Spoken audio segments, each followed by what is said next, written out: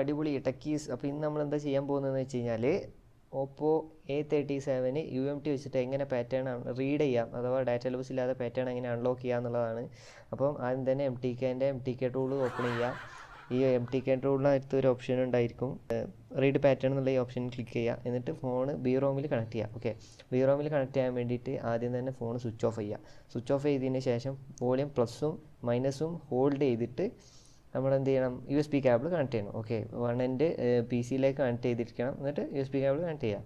Okay, അപ്പോൾ ഇങ്ങനെ connect ചെയ്ത് കഴിഞ്ഞാൽ ഇപ്പോൾ പാറ്റേൺ റീഡായി വരുന്നതാണ്.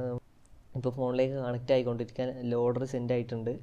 ഇനിയിപ്പോൾ നമുക്കത് ആ ഫയൽ അതിൽ എക്സിക്യൂട്ട് ആയിട്ട് തിരിച്ച് പാറ്റേൺ റീഡ് ചെയ്തിട്ട് നമുക്കിതിൽ തിരിച്ച് കിട്ടും. അപ്പോൾ ഇതിൽ കാണിക്കും എങ്ങനെയാണ് പാറ്റേൺ എന്നുള്ളത്. സോ വെയിറ്റ് ചെയ്യുക.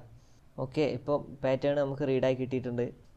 നമുക്ക് ഫോണിലെ ഇപ്പോൾ കറൻ്റ്ലി ഉള്ള പാറ്റേൺ എന്താണോ അത് ഇതാണ്.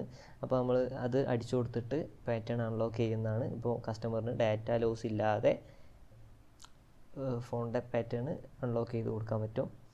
സോ വീഡിയോ എല്ലാവർക്കും ഇഷ്ടപ്പെട്ടു എന്ന് വിചാരിക്കുന്നു. സിമ്പിളാണ്. ഫോൺ അൺലോക്ക് ചെയ്ത് കാണിച്ചു തരാം ഇനി ഞാൻ.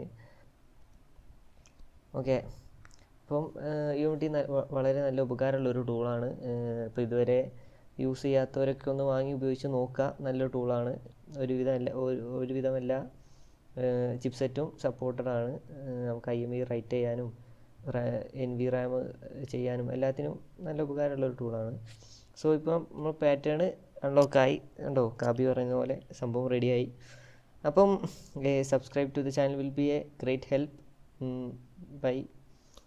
അടുത്തൊരു വീഡിയോ ആയിട്ട് വീണ്ടും കാണാം. അതുവരെ സൈനിങ് ഓഫ്. ഇറ്റ്സ് ഗസിൽ ടെക്.